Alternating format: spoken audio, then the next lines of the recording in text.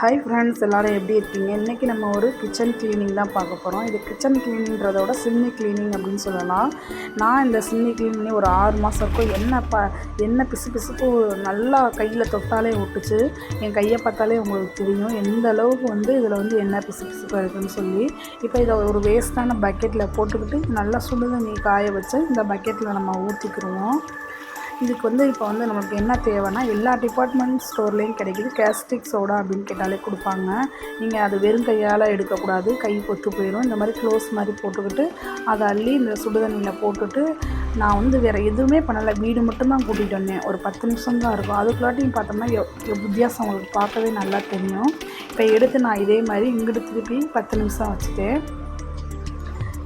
இப்போ நம்ம இன்னும் ஒரு 10 நிமிஷம் வெயிட் பண்ணிவிட்டு திருப்பி நம்ம பார்த்தோம்னா உங்களுக்கு வித்தியாசம் நல்லா தெரியும். இப்போ இந்த தண்ணி பூரா இந்த எண்ணெய் பிசுப்பு இறங்கி எவ்வளோ அழுக்காக இருக்குதுன்னு உங்களுக்கே தெரியும். இப்போ 10 நிமிஷம் ஆயிடுச்சு.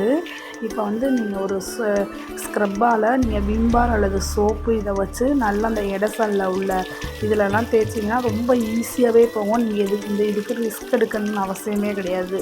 நீங்கள் லைட்டாக தேய்ச்சாலே அதில் இடசல்ல உள்ளதெல்லாம் நல்லா க்ளீன் ஆகி ரொம்ப பளபளன்னு சூப்பராக வந்துடும். இப்போ நல்லா அதை தேய்ச்சிட்டு நம்ம ஒரு வீடியோ போட்டிருப்பேன் க்ளீன் பண்ணுறது. இப்போ அதுக்கு மேலே நம்ம எப்படி க்ளீன் பண்ணுறோம் அப்படின்றது தான் பார்க்க போகிறோம்.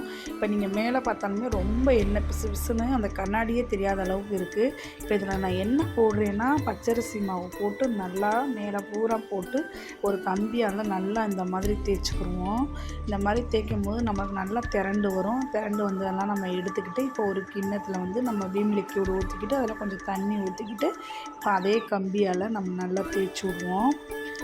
எல்லா சைடும் நல்லா தேய்ச்சோம்னா அந்த எண்ணெய் பிசு பூரா நம்மளுக்கு போயிடும். இப்போ ஒரு நல்ல காட்டன் கிளாத் எடுத்து இது மேலே பூரா தண்ணி இல்லாமல் துடைச்சிக்கிடுவோம். நம்ம தண்ணியில் நனைக்காமல் அந்த துணியை துடைச்சிட்டு இப்போ நல்லா அந்த துணியை நம்ம தண்ணியில் நனைச்சிக்கிட்டு புழிஞ்சிட்டு இப்போ இது மேலே போட்டு நல்லா துடைச்சிக்கிடுவோம். இதுக்கு நம்ம ரொம்பலாம் டைம் கிடையாது. வெறும் 10 நிமிஷத்தில் ரொம்ப ஈஸியாக நம்ம சிம்னி க்ளீன் பண்ணிட்டோம். இவ்வளோ தான், நீங்களும் ட்ரை பண்ணுங்கள்.